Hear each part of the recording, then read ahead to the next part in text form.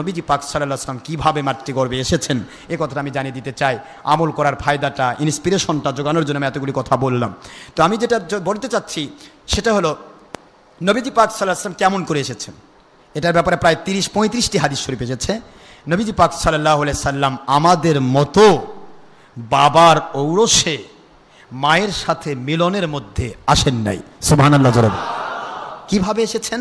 Practical কিভাবে এসেছেন আপনারা খাসাইসুল কুবরা আলী জালালউদ্দিন সুয়ুতী রহমতুল্লাহ আলাইহি পড়লেই পাবেন। খাসাইসুল কুবরাতেও আছে, এটা অসংখ্য হাদিস শরীফে আসছে। তারপরে কিতাব আল আসারে আছে, মুসনাদে আব্দুর রাজ্জাকে আছে, মুসনাদে আবু ইবনে আবি শাইবাতে আছে, মুসনাদে আহমদ বিন হাম্বলে আছে, মুসনাদে আয়েশা সিদ্দিকা, মুসনাদে আব্দুল্লাহ ইবনে আব্বাস, মুসনাদে আব্দুল্লাহ ইবনে মাসউদ, অসংখ্য হাদিস শরীফ যেগুলি সাহাবায়ে কেরাম এবং তাবেঈদের যুগের হাদিস। যেরকম সুবহানাল্লাহ, সেই হাদিস শরীফগুলোতে এসেছে নবীজি পাক সাল্লাল্লাহু আলাইহি ওয়াসাল্লাম ওনার আব্বাজানের ভিতরে যখন ওনার নূর মুবারক ছিল, নূর মুবারকটা তো ট্রান্সফার হচ্ছিল। প্রথম আদম আলাইহিস সালাম, আদম আলাইহিস সালামের পরে শীশ আলাইহিস সালাম, এভাবে করে একজন পর একজন, তারপরে ইব্রাহিম খলিলুল আলাইহিস সালাম, ইব্রাহিম খলিল আলাইহিস সালাম থেকে হযরত ইসমাইল আলাইহিস সালাম, এভাবে কিন্তু ট্রান্সফার হচ্ছে। সুবহানাল্লাহ জোরে কোন না কেন? রাসূল পাক সাল্লাল্লাহু আলাইহি ওয়াসাল্লাম তো সৃষ্টি প্রথমে, সৃষ্টি কি প্রথমে, নাজিল হচ্ছেন শেষে। কারণ প্রধান বক্তা কখন নাজিল হয়? প্রধান বক্তা কখন ওঠে? আগের রাতে না শেষ রাতে? শেষে। প্রধান বক্তার ফিনিশিং। আমার নবী হলেন প্রধান ইমামুল মুরসালিন, সমস্ত নবীদের নবী। তাকে সৃষ্টি করা হয়েছে শুরুতে আর পাঠানো হচ্ছে শেষে। জোরে বলুন সুবহানাল্লাহ। তো নবীজি পাক সাল্লাল্লাহু আলাইহি ওয়াসাল্লামকে পাঠানো হলো লাস্ট ফিনিশিং পর্যন্ত আব্দুল্লাহ আলাইহিস সালাম, উনি পর্যন্ত যখন হযরত রাসূল পাক সাল্লাল্লাহু আলাইহি ওয়াসাল্লাম পৌঁছলেন, হাদিস শরীফ ক্লিয়ার। তা নবীজি পাক সাল্লাল্লাহু আলাইহি ওয়াসাল্লামের আব্বাজান আব্দুল্লাহ আলাইহিস সালাম, ওনার ভিতরে যখন ট্রান্সফার হলো রাসূল পাক সাল্লাল্লাহু আলাইহি ওয়াসাল্লামের নূরে মুহাম্মদী। জোরে বলুন সুবহানাল্লাহ। মারিয়াম বিনতে নাওফাল তৎকালীন সময়ের সবচাইতে বড় বুদ্ধিজীবী, তাওরাত জাব্বুর ইনজিলের হাফেজ, নাম তার নাওফল, ওরাকা বিন নাওফল। কি নাম? কি? ওরাকা বিন নাওফল। নাওফলের ছেলে ওরাকা, তিনি ছিলেন পুরা পাদ্রী। আর তাই সেই নওফলের ছেলে ওরাকা, ওরই বোন নওফলের মেয়ে মরিয়াম, সে প্রস্তাব দিয়ে দিল, তার আব্বা আম্মার পক্ষ থেকে প্রস্তাব দিল, আমি হযরত আব্দুল্লাহ আলাইহিস সালামের ভিতরে নূরে মুহাম্মদীর ফয়েজ দেখতে পাচ্ছি, আমি তার সাথে বিয়ে হওয়ার জন্য যদি আমার সমস্ত সম্পদ ব্যয় করে দেওয়া লাগে, সমস্ত সম্পদ আমি ব্যয় করব, কিন্তু আব্দুল্লাহ আলাইহিস সালামের স্ত্রী হতে চাই। সে দেখেছিল কি? আব্দুল্লাহর চেহারা না, নূরে মুহাম্মদী। জোরে বলুন সুবহানাল্লাহ। তার চিন্তা হলো নূরে মুহাম্মদী কি আমি আমার পেটে ধারণ করব। সুবহানাল্লাহ। তো ওরাকার বোন অর্থাৎ নওফলের মেয়ে মরিয়ম এই প্রস্তাব যখন দিল, এই প্রস্তাব দেওয়ার পরপরই কিছুদিন পরেই হযরতে আব্দুল মুত্তালিব আলাইহিস সালাম, আমি খুব সংক্ষেপ করে বলছি, তাড়াতাড়ি চলে যাচ্ছি। আব্দুল মুত্তালিব আলাইহিস সালাম চিন্তা করতে লাগলেন, সিরিয়া, দামেস্ক, বিভিন্ন দেশ তখন তারা বিভিন্ন রকমের অর্থ বিনিময় করতেন। তো হযরতে আব্দুল মুত্তালিব আলাইহিস সালাম তো ছিলেন অনেক বড় মাপের একজন জমিদার লেভেলের মানুষ। তো উনি বিভিন্ন দেশে ওনার অসংখ্য ব্যবসায়িক টাকা পড়েছিল, বছরের পর বছর পড়ে আছে, কিন্তু টাকাগুলি তুলতে পারছেন না। উনি লাস্ট ফিনিশিং চিন্তা করলেন, মনে মনে ভাবলেন যে আমি একটু ফিনিশিং পর্বে আমার ছেলে আব্দুল্লাহকে নিয়ে আমি একটু তাদের করব। আর মনের মধ্যে চিন্তা করলেন যে ওখানে আব্দুল ওয়াহাব জহুরি, তিনি ছিলেন সেই সময়ের সোনা ক্রেতা বিক্রেতা। সুবহানাল্লাহ বলেন। সবচাইতে বড় মাপের একজন বণিক ওহাব জহুরি, মদিনা শরীফে তার বাস ছিল। তো মদিনা শরীফে উনি ছিলেন ওনার বন্ধু, আব্দুল মুত্তালিব আলাইহিস সালামের বন্ধু। তো উনি চিন্তা করেন আসার সময় আমার বন্ধুর সাথে একটু দেখা করে আসবো, এই নিয়ত করে তিনি বের হয়ে গেলেন। আব্দুল মুত্তালিব আলাইহিস সালাম বলেন, আমি নিজে আমার ছেলে আব্দুল্লাহ আলাইহিস সালামকে নিয়ে যখন আমি চলে গেলাম ওই সমস্ত এরিয়ায়, সিরিয়াতে, দামেস্কে, তারপরে বিভিন্ন আরব লীগের যত দেশ আছে সমস্ত দেশে যখন আমি যাতায়াত করতে লাগলাম, দেখতে পেলাম সিরিয়া, দামেস্ক যে এলাকায় আমার অর্থগুলি বছরের পর বছর আমার সমস্ত অর্থগুলি পড়ে আছে, কেউ দেয় না, বকেয়া ফেলে রেখেছে, ব্যবসায়িক মাল আমার আব্দুল্লাহ আলাইহিস সালামকে নিয়ে যাওয়ার পর আল্লাহ কুদরতওয়ালা কি যে বরকত দান করেছেন। সমস্ত যত রকমের পাওনাদার, সমস্ত পাওনাদার আমার আব্দুল্লাহর দিকে তাকায়া মুহূর্তের ভিতরে তাদের পাওনাগুলি আমাদের দেওয়া শুরু করে দিল। সেই সময় লক্ষ লক্ষ দিনার দিরহাম সমস্ত বকেয়া মালগুলি উঠায় নিয়া আমি যখন মরুভূমির উপর দিয়ে মদিনার দিকে যাওয়া শুরু করে দিলাম উটের পিষ্টে, লক্ষ্য করে দেখি 1 নয় 2 নয় 200 বেশি যুবক তরুণেরা, কিশোরেরা, অনেক বড় বড় যুবক হাতের মধ্যে নাঙ্গা তলোয়ার নিয়ে, কুশমুক্ত তলোয়ার নিয়ে আমাদের 4 সাইডে আমাদেরকে ঘেরাও করে ফেললাম। আমি বলতে লাগলাম, রে যুবকেরা, মদিনার পথে রওনা দিচ্ছি আমি আব্দুল মুত্তালিব। আমার বাড়ি মক্কা শরীফ, যাব মদিনা শরীফে। আমার যত টাকা আছে, পয়সা আছে, সমস্ত টাকা পয়সাগুলি যদি তোমরা নিতে চাও, এগুলি যদি তোমাদের মূল টার্গেট হয়, নিয়ে নিতে পারো, কিন্তু আমাদের উপরে কোনো আক্রমণ করবে না। সমস্ত যুবক বলতে লাগলো, রে বুড়ো, আপনি জানেন আপনার এই ছেলে আব্দুল মুত্তালিব আলাইহিস সালামও জানতেন আব্দুল্লাহ আলাইহিস সালামের ভিতরে আছে নূরে মুহাম্মাদুর রাসূলুল্লাহ সাল্লাল্লাহু আলাইহি ওয়াসাল্লাম। ওরা বলতে লাগলো, আমরা ইহুদিদের পক্ষ থেকে নাজিল হয়েছি, আপনাদেরকে ঘেরাও করছি। কেন ঘেরাও করলাম? যেই মানুষটির ভিতরে নূরে মুহাম্মদী আছে, নূরে মুহাম্মদী থাকার কারণে সমস্ত বকেয়া টাকা আপনি মুহূর্তের মধ্যে পেয়েছেন। এরপরেও ওই নূরে মুহাম্মদীকে নিয়ে যদি মদিনাতুল মুনাওয়ারায়, মদিনাতে চলে যান, মদিনার নাম ছিল তখন ইয়াসরিব, নাম কি ছিল? ইয়াসরিবে যদি চলে যান, তাহলে এই মানুষটি নূরে মুহাম্মদী, এই নূরে মুহাম্মদী আমরা তাওরাতে পড়েছি, আমাদের পাদ্রীরা পড়েছে, আমাদের সমস্ত বড় বড় পাদ্রীরা তারা পড়েছে। মদিনার ওহাব জহুরীর মেয়ের মধ্য দিয়া এই নূরে মুহাম্মদী মুহাম্মদুর রাসূলুল্লাহ সাল্লাল্লাহু আলাইহি ওয়াসাল্লাম পৃথিবীর বুকে তাশরিফ নেবেন। আমাদের ইহুদিদের টার্গেট নূরে মুহাম্মদী বহনকারী মানুষটিকে খুন করা, ওনাকে আমরা খুন করে দিব, নূরে মুহাম্মদী আমরা বহন করতে দেব না। এই মুহূর্তে হযরত আব্দুল মুত্তালিব আলাইহিস সালাম বলেন, আমি শুধুমাত্র চিন্তা করলাম, একটু চিন্তা করলাম, এই মুহূর্তে আমার করণীয় কি? চতুর্দিকে 200 বেশি বড় বড় যুবকেরা তারা তলোয়ার নিয়ে দাঁড়িয়ে গেছে, আমার আব্দুল্লাহ আলাইহিস সালামকে খুন করে ফেলবে। কি করণীয়? করণীয়র চিন্তা করার না করে আমার চিন্তার দিকে কোনো প্রকার সুযোগই থাকলো না। লক্ষ্য করে দেখি বিকট একটা আওয়াজ হলো, আসমানি জগৎ থেকে একটা বিশাল বড় আওয়াজ হয়ে গেল। ওই আওয়াজের তাড়নায় আব্দুল্লাহ আলাইহিস সালাম আর আমি আব্দুল মুত্তালিব, আমাদের কোনো ক্ষতি হলো না। 200 জন যুবক তলোয়ার ফেলে দিয়া মুহূর্তের ভিতরে মাটির উপর গড়াগড়ি করে মারা গেল। আরো জোরে বলেন আল্লাহু আকবার। নূরে মুহাম্মদীকে হেফাজত করবেন আমার আল্লাহ। কে ঠেকাতে পারে? কে ঠেকাবে? আব্দুল মুত্তালিব আলাইহিস সালাম ভাবলেন, বুঝতে পেরেছি, এটাই আমার সবচাইতে বড় প্লাস পয়েন্ট। আজকে যে আখেরি রসুল দুনিয়াতে আসবেন, আখেরি রসুলের মায়ায় পড়ে রে, মমতায় পড়ে, ওই তাসিরে আজকে আমার সমস্ত পাওনাগুলি আমি পেয়ে গেলাম। আর দেরি নয়, তাড়াতাড়ি করে তিনি চলে যেতে লাগলেন মদিনায় ওহাব জহুরীর বাড়িতে। ওহাব জহুরীর বাড়িতে যাইয়া দেখতে পান ওহাব জহুরীকে ডাক দেওয়া হলো, বন্ধু রে, এই মুহূর্তে তুমি কোথায়? সেই কতদিন আগে বন্ধুত্ব, একসাথে ব্যবসা করতাম, বাণিজ্য করতাম, এখন তুমি কোথায়? ওহাব জহুরী বের হয়ে আসলো, বন্ধু আব্দুল মুত্তালিব আলাইহিস সালাম, আপনার সাথে বন্ধুত্ব এখনো কেটে যায় নাই, ব্যবসা বাণিজ্যের তাড়নায় 2 জন 2 দিকে আমরা এঙ্গেজ হয়ে গেছি, বন্ধ হয়ে গেছি, কিন্তু বন্ধুত্ব তো আমাদের রয়ে গেছে। বসুন।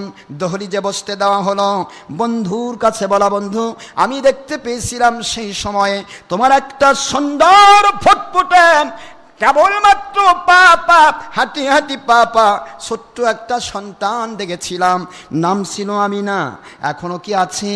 সে মেয়েটা কোথায়? মেয়েটা কোথায়? হযরতে আব্দুল মুত্তালিব আলাইহিস সালামের কথায় ওহাব জুহরি বলে, বন্ধু আমার মেয়ে মা আমিনা এই মুহূর্তে এখনো তিনি কি কাজে ব্যস্ত আছে, আপনাকে বললে হয়তো বিশ্বাস করবেন না। আমার আম্মা জান আমিনা আলাইহাস সালাম তিনি ঘরের অন্ধকারে এখনো বসা, এখনো তাওরাত ইনজিল জবুর কিতাব সামনে নিয়ে আজকে আমাকে বলতেছিলেন, আব্বা জান আজকে তো সেই রাত যে রাতে আমিনা নামের মেয়ের মধ্য দিয়ে আজকের সেই রাত নূরে মুহাম্মদুর রাসূলুল্লাহ ট্রান্সফার হয়ে যাবে।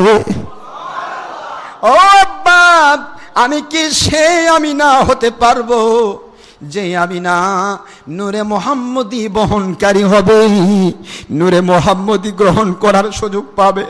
আমি দেখতে পাচ্ছি তাওরাত ইনজিল কিতাবে নবীজি আখির রাসূল মুহাম্মদুর রাসূলুল্লাহ সাল্লাল্লাহু আলাইহি ওয়াসাল্লাম সেই আল্লাহর হাবিব আখির রাসূল নূর মুহাম্মদ উনি ট্রান্সফার হবেন আব্দুল্লাহ নামের ছেলের মধ্য দিয়ে। আজকের রাতে আমিনার গর্ভে রেহেম শরীফে যাবে। আব্বা জান আমি সেই আব্দুল্লাহ সালাম ওনার সেই নূরে মুহাম্মদের অপেক্ষায় এখনো আমি অপেক্ষমান। আজকের রাত পার হয়ে গেলে বুঝবো আমার আল্লাহ পাক আমাকে সেই আমিনা হিসেবে কবুল করে নাই, হয়তো তার জন্য অন্য কোনো আমিনা কবুল হয়ে যাবে। রে বন্ধু, আব্দুল মুত্তালিব আলাইহিস সালাম আমার মা আমিনা যখন থেকে বুদ্ধি হয়েছে কিতাবপত্র পড়ে নূরে মুহাম্মদের অপেক্ষায় অপেক্ষমান রয়ে গেছে। আব্দুল মুত্তালিব আলাইহিস সালাম বলেন, বন্ধুরে ওই জিনিসটি তো করার জন্য আজকে আমি কমপ্লিট রেডি হয়ে এসেছি, যাও যাও যাও আজকে তোমার আমিনার সাথে আমার আব্দুল্লাহর বিবাহের বন্দোবস্ত করে ফেলো। কোথা থেকে কোথায় আব্দুল মুত্তালিব আলাইহিস সালামের কথা শুনে ওহাব জহুরি সে আনন্দে ফুল্লুধারা বয়ে গেল, দৌড় দিয়ে যায় আম্মা জান আমিনা আলাইহাস সালামের কাছে। আমিনা আলাইহাস সালাম এবার নতুন করে বলে, আব্বা কোনো খবর কি পাওয়া গিয়েছে? আজকেই শেষ রজনী, আজকে আমার নবীজি আখির রাসূল তিনি পৃথিবীতে মাতৃ গর্ভে রেহেম শরীফে আজকেই ট্রান্সফার হবে। রজবের প্রথম রাত, সুবহানাল্লাহ জোরে বলুন, রজবের প্রথম রাত, এই রাত্রিতে তিনি ট্রান্সফার হবেন। আজকে কি কোনো খবর হলো? ওহাব জহুরি বলে, আম্মারে যার অপেক্ষায় বছরের পর বছর অপেক্ষা করছো, আজকে তোমার মালিক সেই আব্দুল্লাহকে আমাদের বাসায় পাঠিয়ে দিয়েছে। আমিনা আলাইহিস সালাম সেই সময়ে পুতুল পূজারী ছিলেন, তাই না? নাউজুবিল্লাহি মিন যালিক। জান্নাতি হবে না, নবীর বাবা বা জান্নাতি হবে না, এই রাম ছাগলের বাপ মা জান্নাতি হবে। আমিনা আলাইহিস সালাম পরিষ্কারভাবে তিনি রেডি হয়ে গেলেন, বিবাহ হয়ে গেল। বিবাহের ফুল্লধারায় সেই রাত্রে হযরতে আব্দুল্লাহ আলাইহিস সালাম, পরিষ্কার হাদিস শরীফ, আব্দুল্লাহ আলাইহিস সালাম রাত্রি যাপন করলেন না, শুধু আমিনার সাথে দেখা করলেন। দেখা করে আমিনা আলাইহিস সালামকে শুধু স্ত্রী হিসেবে মর্যাদা দেওয়ার জন্য স্বাভাবিকভাবে কপালে একটা চুমু দিয়ে দিলেন। সুবহানাল্লাহ, খুব ভালো করে বুঝুন, খুব ভালো করে বুঝুন। স্বাভাবিকভাবে কপালে একটা চুমু দিয়ে দিলেন। কপালে চুমু দেওয়ার কিন্তু সুন্নত। হুজুর পাক সাল্লাল্লাহু আলাইহি সাল্লাম, এটা মিশকাত শরীফে হাদিস আছে, বুখারীর হাদিস। আম্মা জান হযরতে ফাতিমাতুজ জাহরা আলাইহাস সালাম যখন নবীজির দরবারে আসতেন, হুজুর পাক সাল্লাল্লাহু আলাইহি সাল্লাম মা ফাতিমার মহব্বতে দাঁড়িয়ে যেতেন, সালাম দিতেন এবং আম্মা জানের কপাল মোবারকের উপরে চুমু লাগিয়ে দিতেন। নবীজি পাক সাল্লাল্লাহু আলাইহি সাল্লাম যখন আম্মা জানের ঘরে আসতেন, তাশরীফ নিতেন, আম্মা জান হযরতে ফাতিমাতুজ জাহরা আলাইহাস সালাম তিনিও নবীজির প্রেমে মহব্বতে দাঁড়িয়ে যেতেন, তাজিমের সহকারে সালাম দিয়ে হুজুর পাক সাল্লাল্লাহু আলাইহি সাল্লামের কপাল মোবারকে চুমু দিয়ে দিতেন। সুবহানাল্লাহ, এই চুমু দেওয়া এটা খাস সুন্নতের অন্তর্ভুক্ত। এবং স্ত্রীকে প্রথম রাত্রিতে স্ত্রীকে এই ধরনের একটি চুমু দেওয়া, এটা খাস সুন্নতের অন্তর্ভুক্ত। সুবহানাল্লাহ। কপালে কপালে চুমু দেওয়া। তো কপালে হজরতে আব্দুল্লাহ আলাইহিস সালাম চুমু দিলেন। এরপরে আব্দুল মুত্তালিব আলাইহিস সালামের সাথে সেই দিনই তিনি মক্কাভিমুখে রওনা দিলেন। সুবহানাল্লাহ। তো মক্কায় চলে আসলেন।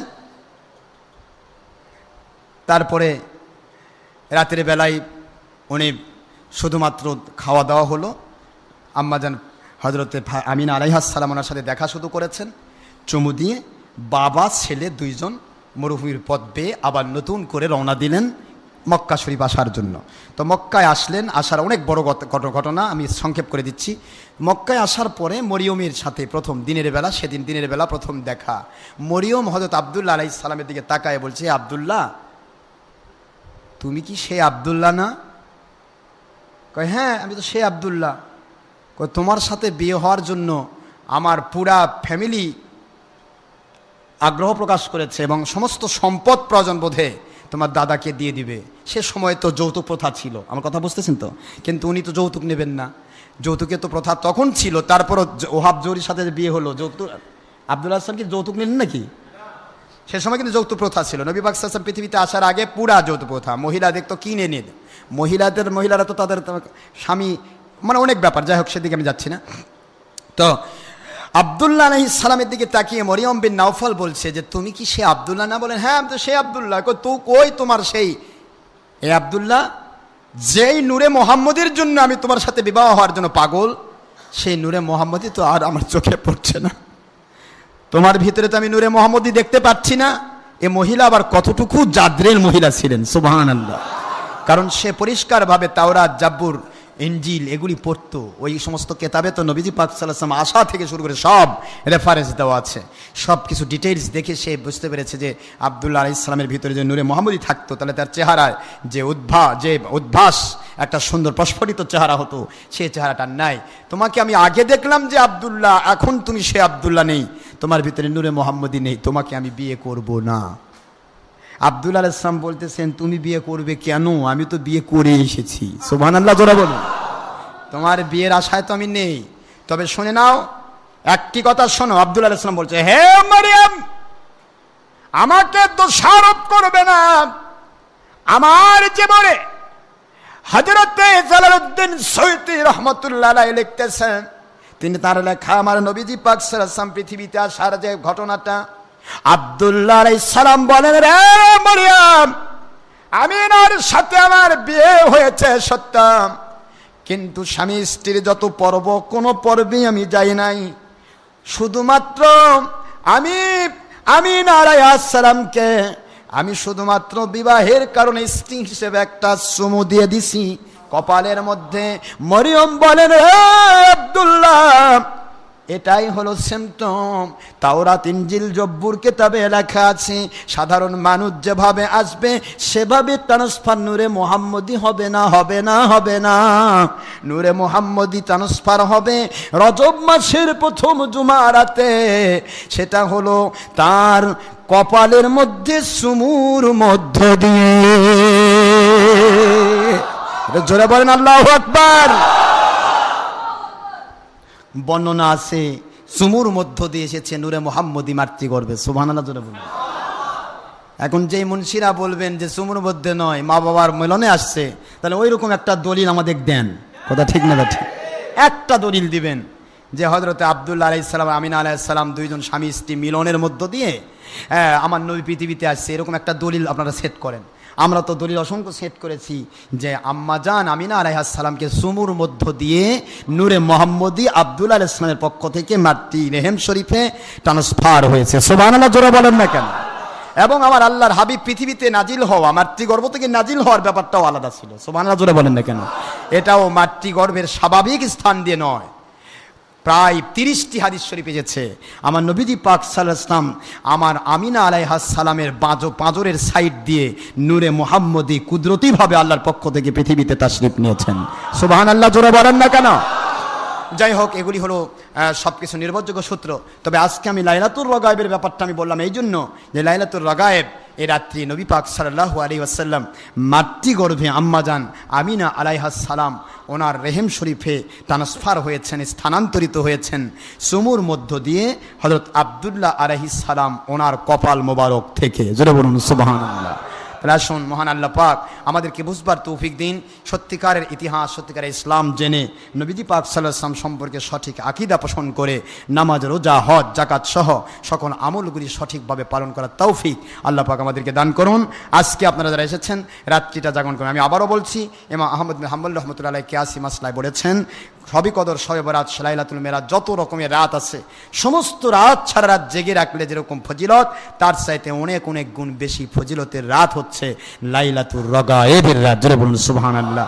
আল্লাহর হাবিব হুজুর পাক সাল্লাল্লাহু আলাইহি ওয়াসাল্লাম পৃথিবীতে না আসলে কদর পাইতাম না, শবে বরাত পাইতাম না, শবে মেরাজ পাইতাম না, আমরা নামাজ, রোজা, হজ, যাকাত কিছুই পাইতাম না, দুই ঈদ পাইতাম না, এমন কি কোরআন শরীফ ও লাউহে মাহফুজে থাকতো, নাজিল হতো না।